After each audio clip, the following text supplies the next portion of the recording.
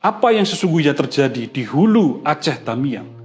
Berdasarkan analisis berbasis AI yang kami lakukan, kami menemukan ternyata sebagian besar daerah hulu dari Aceh Tamiang adalah lahan sawit.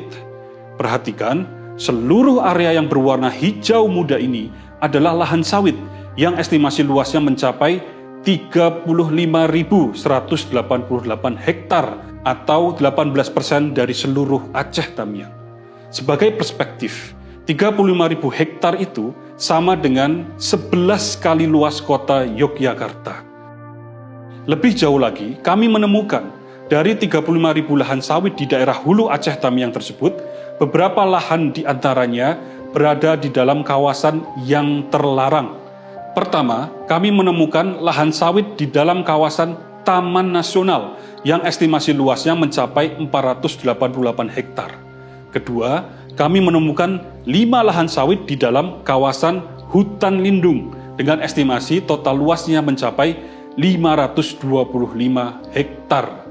Di dalam analisis ini, kami juga menemukan 3 lahan terbuka yang total estimasi luasnya mencapai 895 hektar. Melihat lokasinya yang menempel atau berada di dalam perkebunan sawit, besar kemungkinan lahan terbuka tersebut juga tengah dipersiapkan untuk menjadi lahan sawit.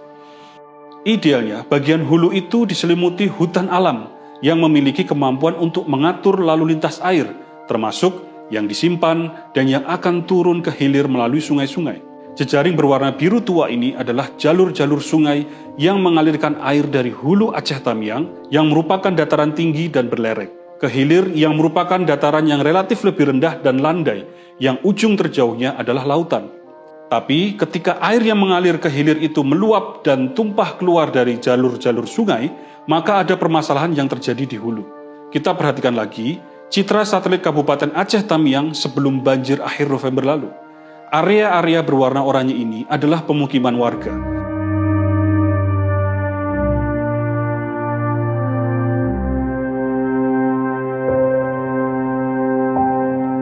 Jaringan berwarna merah ini adalah jalan-jalan raya yang menghubungkan ribuan lokasi di Aceh Tamiang.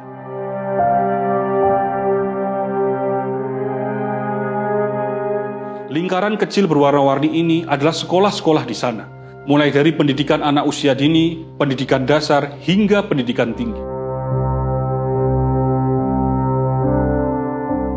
Simbol palang merah, palang hijau, dan wajik berwarna-warni ini adalah fasilitas umum di sana. Ada rumah sakit, puskesmas, tempat ibadah, pasar, tower telekomunikasi, dan tower transmisi listrik. Dan ini adalah Aceh Tamiang setelah banjir bulan November lalu.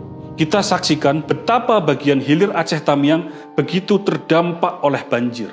Hampir seluruh pemukiman warga, sekolah-sekolah, tempat ibadah, rumah sakit, puskesmas, pasar, jaringan listrik, dan jaringan telekomunikasi terdampak oleh banjir yang datang dari hulu.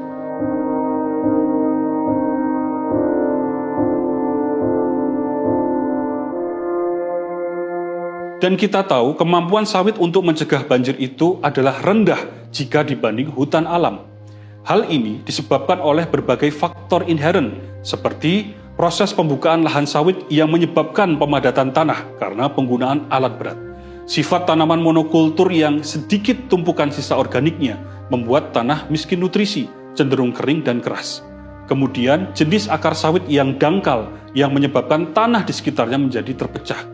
Yang semua faktor tersebut menyebabkan air relatif sulit untuk meresap. Ditambah, karakter kanopi sawit yang lapisan vegetasinya tidak beragam mempercepat aliran permukaan ketika hujan turun yang dapat memicu banjir. Dari kajian yang pernah kami sampaikan sebelumnya, luas perkebunan sawit rakyat yang dikelola oleh 12.000 petani di Aceh Tamiang adalah 25.828 hektar, dan luas lahan sawit yang dikelola oleh 31 korporasi adalah 45.641 hektar.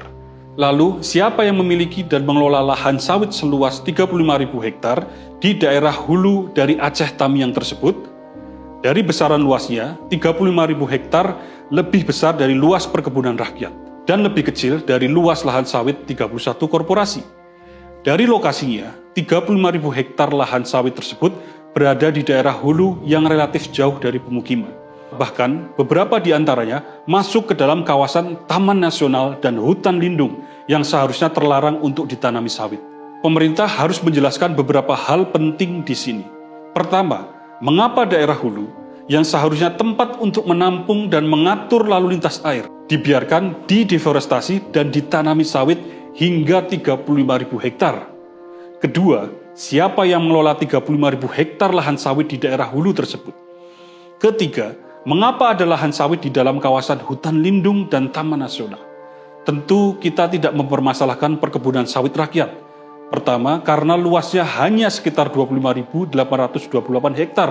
Dan yang kedua, karena kebun sawit tersebut merupakan mata pencaharian utama bagi 12.000 keluarga atau 48.000 rakyat kecil jika kita berasumsi satu keluarga terdiri dari 4 orang. Setiap petani bergantung hidup kira-kira pada lahan sawit sebesar 2 hektar. Yang kita pertanyakan lebih jauh adalah 31 korporasi yang menguasai 45.641 hektar lahan sawit, yang artinya setiap korporasi rata-rata mengelola dan menikmati hasil dari 1.472 hektar atau 684 kali lipat dari rata-rata lahan sawit 2 hektar yang dikelola oleh seorang petani. Yang juga kita pertanyakan adalah dari 84.000 hektar total lahan sawit di Aceh Tamiang, masih ada sisa sebesar 13.289 hektar yang sampai saat ini belum dapat kami temukan data yang bisa mengkonfirmasi pemilik atau pengelolanya. Banjir di Aceh Tamiang dan di wilayah Sumatera lainnya harus menjadi titik bangkitnya kesadaran yang melahirkan perubahan nyata di dalam pengelolaan kekayaan alam oleh pemerintah. Jika tidak, rasanya kita telah menyia-nyiakan suatu pelajaran yang sangat mahal dari peristiwa banjir di Sumatera pada akhir November yang lalu.